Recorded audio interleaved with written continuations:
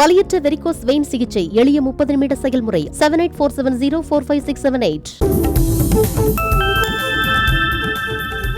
2 நாள் பயணமாக அசாம் மாநிலத்திற்கு சென்ற பிரதமர் நரேந்திர மோடியை முதலமைச்சர் ஹிமந்த பிஸ்வா சர்மா வரவேற்றார். 11,599 கோடி ரூபாய் மதிப்புடைய வளர்ச்சி திட்டங்களை தொடங்கி வைக்க உள்ள பிரதமர் அங்கு நடைபெறும் பல்வேறு நிகழ்ச்சிகளில் பங்கேற்க உள்ளார்.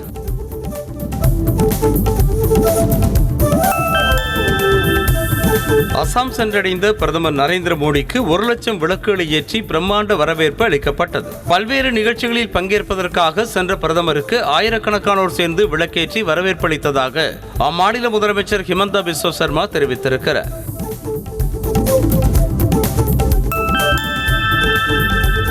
அதானியின் மூலதனமே பிரதமர் மோடிதான் என ராகுல் காந்தி குற்றம் சாட்டியிருக்கிறார். இந்திய ஒற்றுமை நீதி யாத்திரையின் போது ஜார்க்கண்ட் மாநிலம் கோட்டாவில் நடைபெற்ற கூட்டத்தில் பேசிய அவர் பிரதமர் மோடி ஆட்சியில் நாட்டு மக்களுக்கு அநீதி இழைக்கப்படுவதாக தெரிவித்தார்.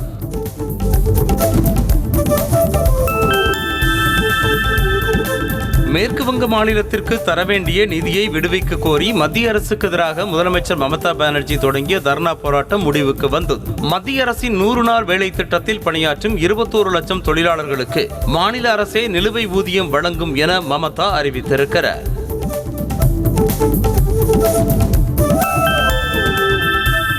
குற்ற செயல்களை தடுத்து நிறுத்துவதற்கு பதிலாக டெல்லி போலீசார் நாடக வேலையை அரங்கேற்றுவதாக முதலமைச்சர் அரவிந்த் கெஜ்ரிவால் குற்றம் சாட்டியிருக்கிறார். ஆம் ஆத்மி அரசை கவிழ்க்க பாஜக முயற்சித்ததாக கூறிய குற்றச்சாட்டில் தமக்கு நோட்டீஸ் அனுப்பியதால் ஆத்திரமடைந்தார்.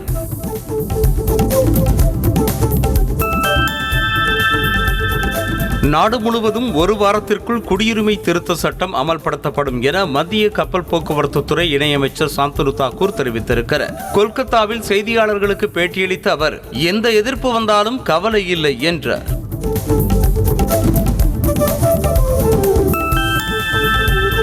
டெல்லியில் உள்துறை அமைச்சர் அமித்ஷாவை சந்தித்து புதுச்சேரி மற்றும் தெலங்கானா மாநிலங்களில் மக்கள் நலத்திட்டங்கள் குறித்து கலந்துரையாடியதாக ஆளுநர் தமிழிசை சவுந்தரராஜன் தெரிவித்திருக்கிறார். தனது எக்ஸ் பக்கத்தில் அமித்ஷாவுடன் எடுத்துக்கொண்ட புகைப்படத்தோடு அவர் இவ்வாறு பதிவிட்டுள்ளார்.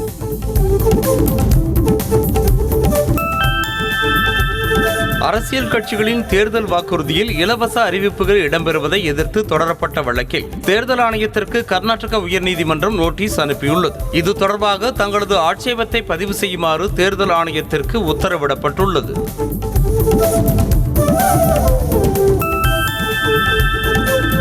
மக்களவை தேர்தலுக்கான தொகுதி பங்கீடு பேச்சுவார்த்தை தொடர்பாக மதிமுகவுடன் திமுக தேர்தல் ஒருங்கிணைப்பு குழுவினர் இன்று முதல்கட்ட பேச்சுவார்த்தை நடத்துகின்றனர். அத்தோடு மார்க்சிஸ்ட் கம்யூனிஸ்ட் கட்சியின் நிர்வாகிகளுடன் திமுக இன்று கூட்டணி பேச்சுவார்த்தை நடத்தப் போவதாக தெரிவிக்கப்பட்டுள்ளது.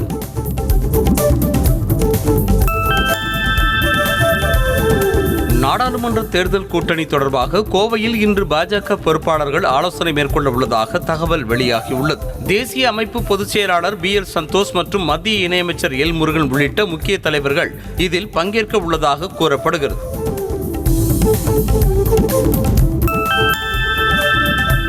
பாஜகவினர் கூட்டணி குறித்து தொடர்ந்து பேசிக் கொண்டிருக்கிறார்கள் என்றும் அதிமுகவில் இருந்து விலகி சென்ற அனைவரையும் ஒன்றிணைத்து தேர்தலை சந்தித்தால் வெற்றி பெறுவது உறுதி எனவும் O. பன்னீர்செல்வம் தெரிவித்திருக்கிறார்.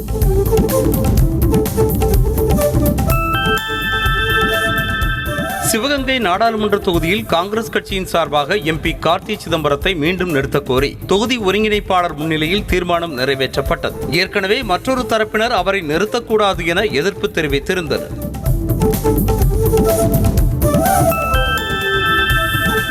நாடாளுமன்ற தேர்தல் கூட்டணி குறித்து விரைவில் அறிவிப்பு வெளியாகும் என பாமக தலைவர் அன்புமணி ராமதாஸ் தெரிவித்துள்ளார். சேலம் மாவட்டம் சூரமங்கலத்தில் செய்தியாளர்களை சந்தித்த அவர் வரும் தேர்தலில் பாமக சார்பாக போட்டியிட இளைஞர்களுக்கு அதிக வாய்ப்பு வழங்கப்படும் என்றார்.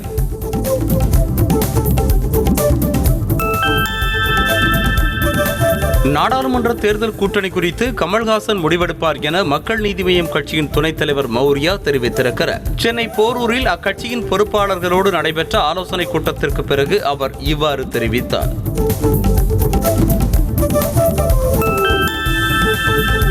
புதுச்சேரி தொகுதியில் மக்களவை தேர்தல் வேட்பாளராக அமைச்சர் நமச்சிவாயத்தை நிறுத்த பாஜக முடிவு செய்திருப்பதாக தகவல் வெளியாகியுள்ளது. புதுச்சேரி முதலமைச்சர் ரங்கசாமியோடு பாஜக மேலிட பொறுப்பாளர் நிர்மல்குமார் சுரானா ஆலோசனை நடத்திய பின்னர் இந்த தகவல் வெளியானது.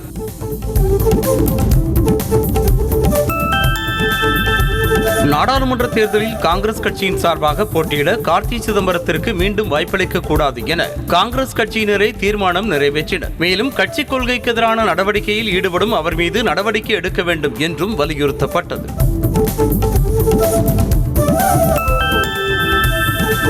1 அல்லது 3 தொகுதி மட்டுமல்லாமல் அனைத்து தொகுதிகளிலும் நின்றாலும் வெற்றி மட்டுமே இலக்காக இருக்க வேண்டும் என தொண்டர்களுக்கு மக்கள் நீதி மய்யத்தின் கட்சி தலைமை அறிவுறுத்தியுள்ளது. நாடாளுமன்ற தேர்தல் தொடர்பாக வெளியிட்டிருக்கும் அறிக்கையில் இதனை தெரிவித்துள்ளது.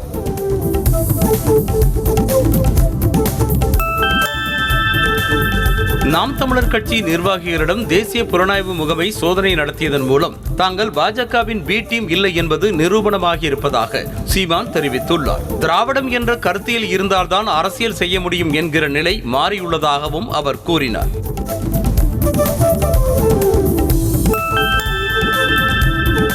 பல பேர் கட்சி ஆரம்பித்துள்ளதை போன்று விஜயும் ஆரம்பித்துள்ளார். மக்களுக்கு அவர் செய்யும் சேவையை பொறுத்திருந்து பார்ப்போம் என அமைச்சர் ராஜகண்ணப்பன் தெரிவித்திருக்கிறார். சென்னை மாங்காட்டில் அண்ணா நினைவு நாளை முன்னிட்டு நடைபெற்ற பொது விருந்தில் பங்கேற்ற அவர் இதனை தெரிவித்திருக்கிறார்.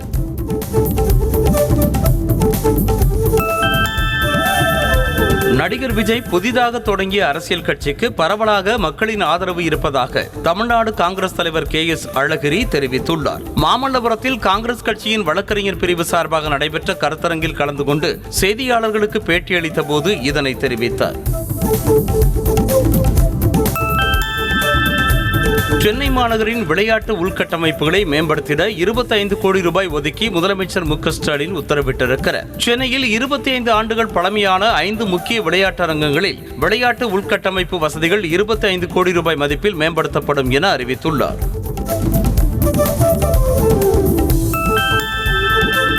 திமுக ஏற்கனவே கூறிய வாக்குறுதிகளை நிறைவேற்றாமல் புதிதாக கருத்துக்கள் கேட்டு என்ன செய்ய போகிறார்கள் என முன்னாள் முதலமைச்சர் ஓ பன்னீர்செல்வம் விமர்சித்துள்ளார். சென்னையில் இருந்து மதுரை விமான நிலையம் வந்த அவர் செய்தியாளர்களின் கேள்விக்கு பதிலளித்தார். செங்கற்பட்டு மாவட்டம் மாமல்லபுரத்தில் பல கோடி ரூபாய் மதிப்புடைய 8 உலோக சிலைகளை சிலை கடத்தல் தடுப்பு பிரிவு போலீசார் பறிமுதல் செய்தனர். சிலைகளை பதுக்கியது தொடர்பாக சிலை கடத்தல் மன்னன் தீனதயாளனின் கூட்டாளியான லட்சுமி நரசிம்மன் என்பவரை போலீசார் கைது செய்தனர்.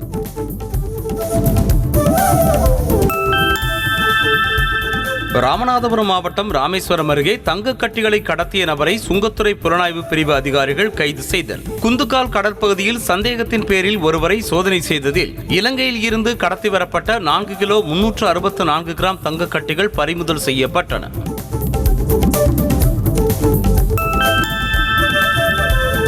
டாஸ்மாக் கடைகளில் அரசு விதித்த விலையை விட கூடுதல் விலைக்கு மது பாட்டில்கள் விற்றால் கடுமையான நடவடிக்கை எடுக்கப்படும் என அமைச்சர் முத்துசாமி தெரிவித்திருக்கிறார். மேலும் மதுக்கடைகளை குறைப்பதற்கான ஆய்வுகள் நடைபெற்று வருவதாகவும் கூறியுள்ளார்.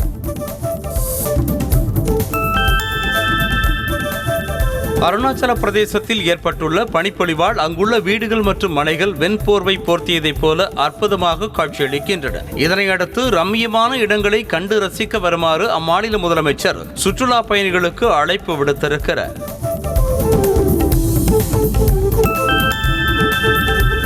ஹிமாச்சல பிரதேசத்தின் குலு மாவட்டத்தில் குழு வெண்பனி பெய்ததால் சுற்றுலா பயணிகள் மகிழ்ச்சி அடைந்தனர். மரங்கள் மலைகள் என திரும்பிய பக்கமெல்லாம் வெண்போர்வை போர்த்தியதைப் போல ரம்மியமாக காட்சியளித்தது.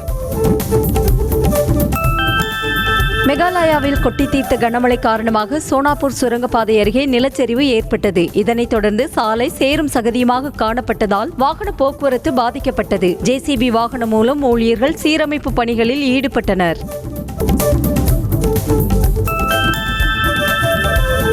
மகாராஷ்டிர மாநிலம் பூனே பல்கலைக்கழகத்தில் நடைபெற்ற நிகழ்ச்சியில் ராமலீலையில் சீத்தை வேடமேற்று நடித்த ஆண் கலைஞர் சிகரெட் பிடிப்பதை போன்று காட்சியளித்த சம்பவம் சர்ச்சையை கிளப்பியுள்ளது. இது தொடர்பாக லலித் கலா கேந்திரா துறையின் தலைவர் மற்றும் 5 மாணவர்களை போலீசார் கைது செய்தனர்.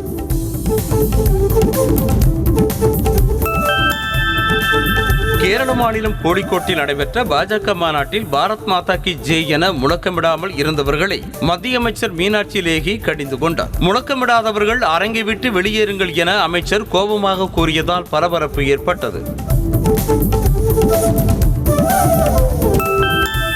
ஹைதராபாத் விடுதிகளில் தங்க வைக்கப்பட்டுள்ள ஜார்க்கண்ட் முக்தி மோர்ச்சா கட்சி எம்எல்ஏக்கள் கட்சி நிர்வாகி பிரபாகரன் என்பவரது பிறந்த நாளை கேக் வெட்டி கொண்டாடினர். பின்னர் எம்எல்ஏக்கள் அனைவரும் இனிப்புகளை பரிமாறிக்கொண்டனர்.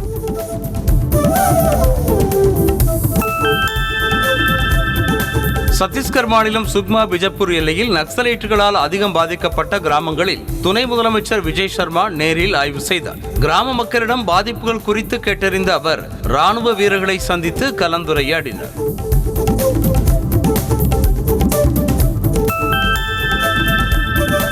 டெல்லியில் இருந்து சென்னைக்கு சென்ற இண்டிகோ ஏர்லைன்ஸ் விமானத்தில் சக்கர நாற்காலி தராமல் அவமதிக்கப்பட்டதாக இந்திய தடகள வீராங்கனை குற்றம் சாட்டியிருக்கிறார். இது தொடர்பாக மாற்றுத்திறனாளி வீராங்கனை ஸ்வர்ணராஜிடம் இண்டிகோ ஏர்லைன்ஸ் விமான நிறுவனம் மன்னிப்பு கோரியுள்ளது.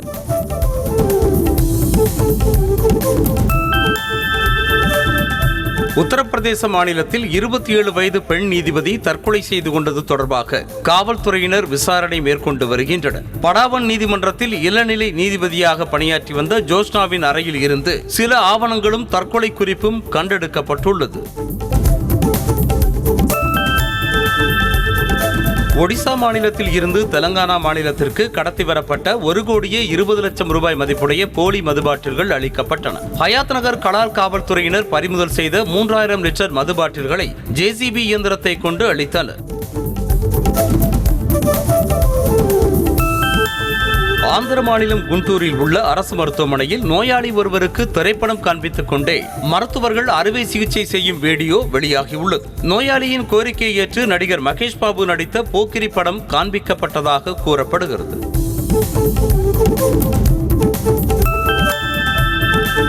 புத்தகம் மற்றும் இலக்கிய திருவிழா நடத்துவதுடன் படைப்பாளிகளை தேடி கண்டுபிடித்து கௌரவித்து வருவதன் மூலமாக கலை இலக்கியத்திற்கு திமுக அரசு பெருமை சேர்க்கிறது என சபாநாயகர் அப்பாவு தெரிவித்திருக்கிறார். நெல்லை மாவட்ட நிர்வாகம் சார்பாக நடைபெறும் 7வது புத்தக திருவிழாவை தொடங்கி வைத்து அவர் இதனை தெரிவித்தார்.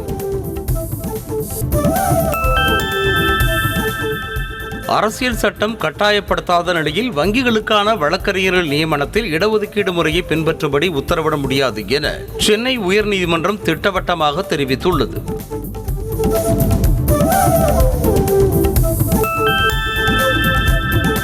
பல கோடி ரூபாய் மோசடி செய்ததாக பதிவான வழக்கில் பாமகவைச் சேர்ந்த ஊராட்சி மன்ற தலைவரின் முன்ஜாமீன் மனுவை தள்ளுபடி செய்து சென்னை உயர்நீதிமன்றம் உத்தரவிட்டது. காஞ்சிபுரம் மாவட்டம் ஊனமஞ்சேரி ஊராட்சி மன்ற தலைவர் மகேந்திரன் மீது காவல்துறையினர் வழக்கு பதிவு செய்துள்ளனர்.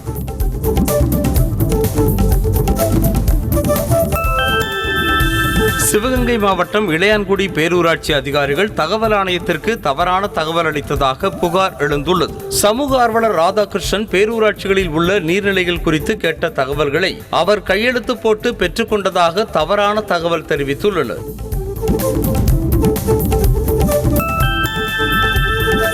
முதலமைச்சர் மு க ஸ்டாலின் உத்தரவின்படி மேட்டூர் அணையில் இருந்து டெல்டா பாசனத்திற்கும் குடிநீர் தேவைக்கும் 2 TMC தண்ணீர் திறக்கப்பட்டது. சம்பா சாகுபடி பயிர்களை காப்பாற்றுவதற்காக விவசாயிகளின் கோரிக்கையை ஏற்று முதலமைச்சர் தண்ணீர் திறக்க உத்தரவிட்டிருந்தார். திருப்பூர் மாவட்டம் தாராபுரம் அருகே உடுமலை சாலையில் விபச்சாரத்தில் ஈடுபட்டதாக 4 பெண்கள் உட்பட 5 பேரை போலீசார் கைது செய்து சிறையில் அடைத்தனர். ரகசிய தகவலின் பேரில் அங்குள்ள வீட்டில் சோதனை நடத்திய போது அவர்கள் சிக்கினர்.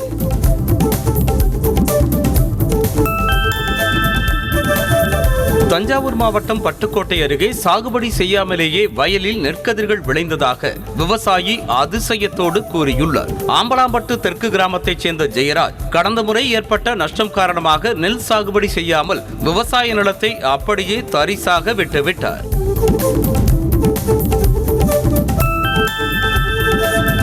வேலூர் மாவட்டம் கொட்டாவூர் கிராமத்தில் வாழைத்தோட்டத்தில் பதுக்கி வைக்கப்பட்டிருந்த 1500 லிட்டர் சாராய ஊறல் மற்றும் 100 லிட்டர் கள்ளசாராயத்தை பறிமுதல் செய்த போலீசார் அவற்றை கீழே கொட்டி அளித்தனர். மேலும் இதுகுறித்து வழக்கு பதிவு செய்த போலீசார் கள்ளசாராய வியாபாரி ரமேஷை தேடி வருகின்றனர்.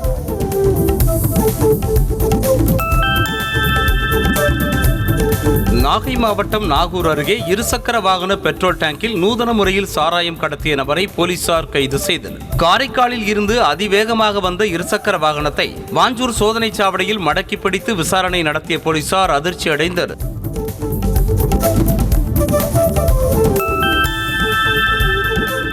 தூத்துக்குடி தூத்துக்குடி மாவட்டம் திரேஸ்வரம் மீன்பிடி துறைமுகத்தில் இருந்து சங்கு எடுப்பதற்காக நாட்டுப்படகில் சென்ற மீனவர் கடலில் தவறி விழுந்து உயிரிழந்தார். துப்பாசுப்பட்டியைச் சேர்ந்த இசக்கிமுத்து என்பவர் சங்கு எடுக்க நாட்டுப்படகில் 10க்கும் மேற்பட்ட மீனவர்களோடு சென்றபோது கடலில் தவறி விழுந்து பரிதாபமாக உயிரிழந்தார்.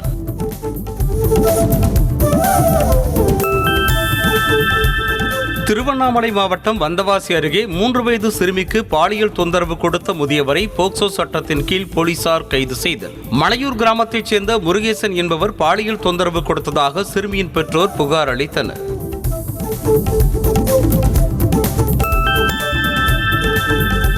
திருப்பூர் மாவட்டம் தாராபுரம் காவல் நிலையத்தில் பணியாற்றி வந்த காவலர் தூக்கிட்டு தற்கொலை செய்து கொண்ட சம்பவம் சோகத்தை ஏற்படுத்தியுள்ளது. திண்டுக்கல் மாவட்டத்தைச் சேர்ந்த தமிழரசன் காவலராக பணியாற்றி வந்த நிலையில் காவலர் குடியிருப்பில் தற்கொலை செய்து கொண்டார். ஆரணி அருகே பட்டா மாற்றம் செய்ய விவசாயியிடம் 20,000 ரூபாய் லஞ்சம் பெற்றதாக கிராம நிர்வாக அலுவலரை லஞ்ச ஒழிப்பு போலீசார் கைது செய்தனர். மண்டகளத்தூர் கிராம VAO-வான இருளப்பன் அதே கிராமத்தைச் சேர்ந்த கணேசன் என்பவரிடம் பட்டா மாற்றம் செய்வதற்காக 40,000 ரூபாய் லஞ்சம் கேட்டதாக சொல்லப்படுகிறது.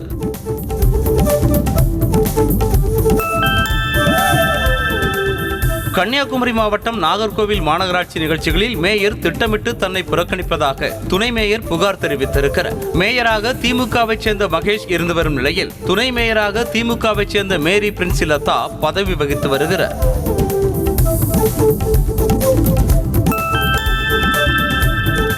கன்னியாகுமரி மாவட்டம் கண்டன்விளையில் டிப்பர் லாரி உரசி மின்கம்பி அறுந்து விழுந்ததால் 100க்கும் மேற்பட்ட கிராமங்கள் இருளில் மூழ்கின. சாலை அமைக்கும் பணிக்காக டிப்பர் லாரியில் கொண்டுவரப்பட்ட மணலை கொட்டும் போது மின்கம்பியின் மீது உரசியதாக கூறப்படுகிறது.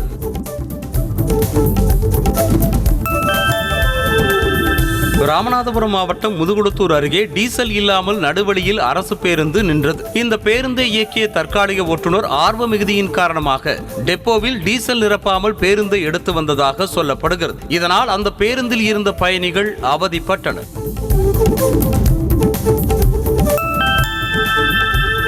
மதுரையில் சோனியா காந்தியின் உருவ பொம்மையை எரித்த சம்பவத்தில் தொடர்புடைய நபரை 15 ஆண்டுகளுக்கு பிறகு போலீசார் கைது செய்தனர். ஈழத்தமிழர் படுகொலை சம்பவத்தை கண்டித்து நடைபெற்ற போராட்டத்தில் சோனியா காந்தியின் உருவ பொம்மையை எரித்ததாக மணிசங்கர் என்பவர் மீது வழக்கு பதியப்பட்டது.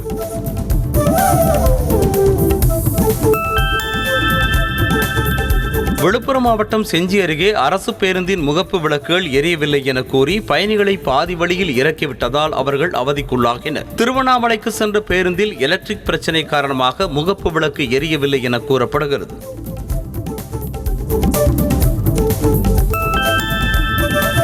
திருப்பத்தூர் மாவட்டம் ஆம்பூர் அருகே ஆட்டோ நிலை தடுமாறி சாலையோர பள்ளத்தில் கவிழ்ந்ததில் 5 பேர் படுகாயமடைந்தனர். தேசிய நெடுஞ்சாலையில் முன்னால் சென்று கொண்டிருந்த பைக் திடீரென பிரேக் பிடித்ததால் அதன் மீது மோதாமல் இருக்க ஆட்டோ ஓட்டுநர் திருப்பியதாக கூறப்படுகிறது. Madurai jewellers and bullion merchants அசோசியேஷனில் 2 லட்சம் ரூபாய் முறைகேடு செய்ததாக முன்னாள் உறுப்பினர்களான முருகேசன், லோகநாதன், மோகனசுந்தரம், தட்சிணாமூர்த்தி உள்ளிட்ட 12 பேர் மீது மோசடி பிரிவின் கீழ் வழக்கு பதிவு செய்த போலீசார் விசாரணை மேற்கொண்டு வருகின்றனர்.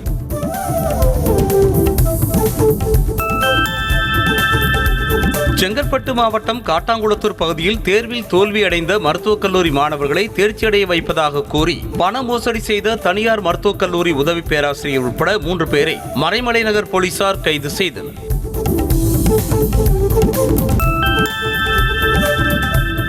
கும்பகோணத்தில் மக்களுடன் முதல்வர் திட்டத்தின் கீழ் நடைபெற்ற கூட்டத்தில் பல ஆண்டுகளாக பட்டா மாற்றம் செய்யப்படாத நிலத்திற்கு பட்டா மாற்றம் செய்ய கோரி விவசாயி மனு அளித்தார். இந்த நிலையில் பட்டா மாற்றம் செய்யப்பட்டதாக இணைய சேவை மூலம் தெரிவிக்கப்பட்டது.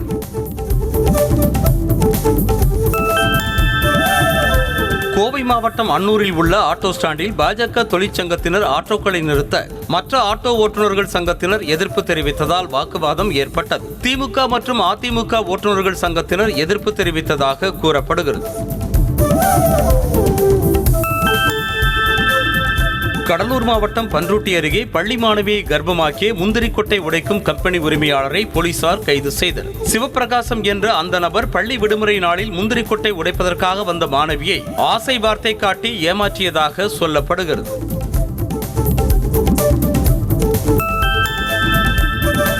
காவலருக்கு தவறுதலாக ஊதியம் நிர்ணயம் செய்த வழக்கு தொடர்பாக ஆவடி போலீஸ் பட்டாலியன் கமாண்டன்ட் நேரில் ஆஜராகி விளக்கமளிக்க உயர்நீதிமன்றம் உத்தரவிட்டது. தமிழ்நாடு சிறப்பு போலீஸ் பட்டாலியனில் காவலராக பணியாற்றி வரும் ராஜா என்பவர் வழக்கு தொடர்ந்திருந்தார்.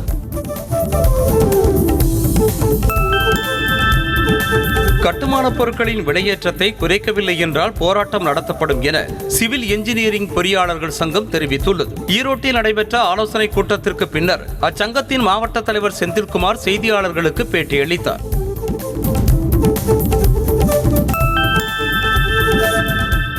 கடலூர் மாவட்டம் வேப்பூர் அருகே இந்திய ஜனநாயக கட்சி கொடியினை அக்கட்சியின் நிறுவன தலைவர் பாரிவேந்தர் தலைகீழாக ஏற்றிய வீடியோ வெளியாகியது. திருச்சியில் 17ஆம் தேதி மாநாடு நடைபெற உள்ளதை அடுத்து தொண்டர்களுக்கு அழைப்பு விடுப்பதற்கு அவர் சென்றதாக கூறப்படுகிறது.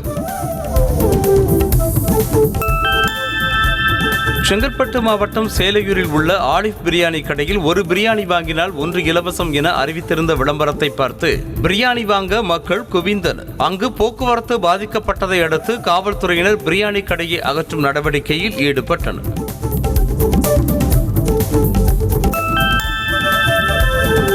பெற்றோர்கள் எப்போதும் அடுத்தவர்களின் குழந்தைகளோடு தங்களது குழந்தையை ஒப்பிட வேண்டாம் என நடிகர் தாமு அறிவுறுத்தியுள்ளார். விருதுநகர் மாவட்டம் அருப்புக்கோட்டையில் உள்ள வெங்கடேஸ்வரா மெட்ரிகுலேஷன் பள்ளியில் நடைபெற்ற ஆண்டு விழாவில் கலந்து கொண்டு அவர் பேசினார்.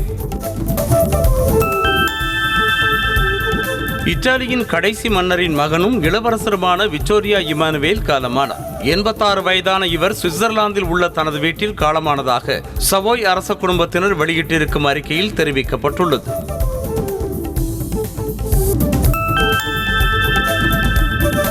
இங்கிலாந்துக்கு எதிரான T20 தொடரை 3-1 என்ற கணக்கில் இந்திய மாற்றுத்திறனாளி கிரிக்கெட் அணி கைப்பற்றியது.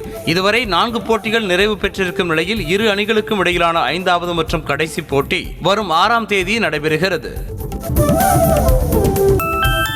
சென்னை நந்தனம் YMCA மைதானத்தில் நடைபெற்ற இசையமைப்பாளர் ஹாரிஸ் ஜெயராஜின் இசை நிகழ்ச்சியை காண ரசிகர்கள் குவிந்தனர். ஹாரிஸ் ஜெயராஜின் இசை மலையில் நனைந்தபடியே இளைஞர்கள் மற்றும் இளம் பெண்கள் நடனமாடி உற்சாகம் அடைந்தனர். புற்றுநோய் காரணமாக தான் உயிரிழந்து விட்டதாக பொய் செய்தி வெளியிட்ட நடிகை பூனம் பாண்டே மீது போலீசார் நடவடிக்கை எடுக்க வேண்டும் என பல்வேறு தரப்பினர் வலியுறுத்தி வருகின்றனர். உரிய தண்டனை மூலம் மட்டுமே இதுபோன்ற செயல்களை தடுக்க முடியும் என பொதுமக்கள் கருத்து தெரிவிக்கின்றனர்.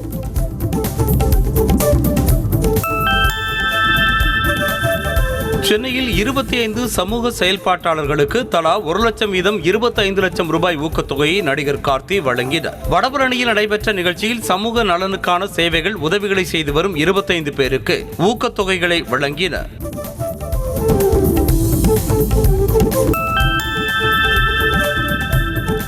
தன் வருமானத்தை தியாகம் செய்துவிட்டு மக்கள் பணிபுரிய முழுநேர அரசியல்வாதியாக முன்வருவது பாராட்டுக்குரியது என நடிகர் விஜயின் அரசியல் என்ட்ரி குறித்து நடிகர் பார்த்திபன் தெரிவித்திருக்கிறார். இதுகுறித்து தனது யூடியூப் பக்கத்தில் வீடியோ வெளியிட்ட அவர் இவ்வாறு தெரிவித்துள்ளார். திரையுலகில் உச்சத்தில் இருக்கும்போது மக்கள் பணியாற்ற வந்த தைரியமான முதல் மனிதன் என நடிகர் விஜய்க்கு சமுத்திரக்கனி வாழ்த்து தெரிவித்துள்ளார். எக்ஸ் தளத்தில் பதிவிட்டுள்ள அவர் பிரபஞ்சம் உம்மை வெல்லச் செய்யட்டும், கனவுகள் மெய்ப்படட்டும் என குறிப்பிட்டுள்ளார்.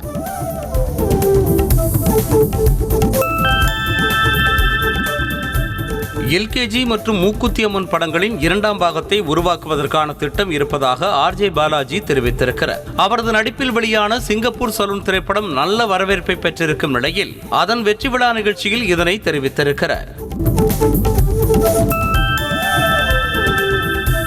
கும்பகோணத்தில் உள்ள பிரகநாயகி சமேத பிரம்மபுரீஸ்வரர் கோவில் திருக்கல்யாண வைபவம் வெகு விமர்சையாக நடைபெற்றது. முன்னதாக சிறப்பு அலங்காரத்தில் எழுந்தருளிய சுவாமி மற்றும் தாயாருக்கு தீபாராதனை நடைபெற்றது. இதில் நூற்றுக்கணக்கானோர் கலந்து கொண்டு சுவாமி தரிசனம் செய்தனர்.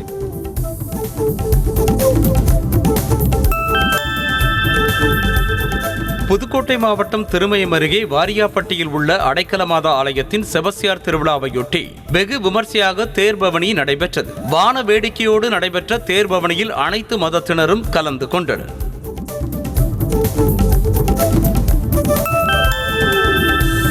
தஞ்சை மாவட்டம் கூடலூரில் உள்ள அந்தோணியார் தேவாலயத்தின் பொங்கல் விழாவையொட்டி அலங்கார தேர்பவனி வெகு விமர்சையாக நடைபெற்றது. வண்ண மின் விளக்குகளால் அலங்கரிக்கப்பட்ட தேர்களில் அந்தோணியார் சொரூபம் தனித்தனியாக எழுந்தருள ஏராளமான கிறிஸ்தவர்கள் வழிபட்டனர்.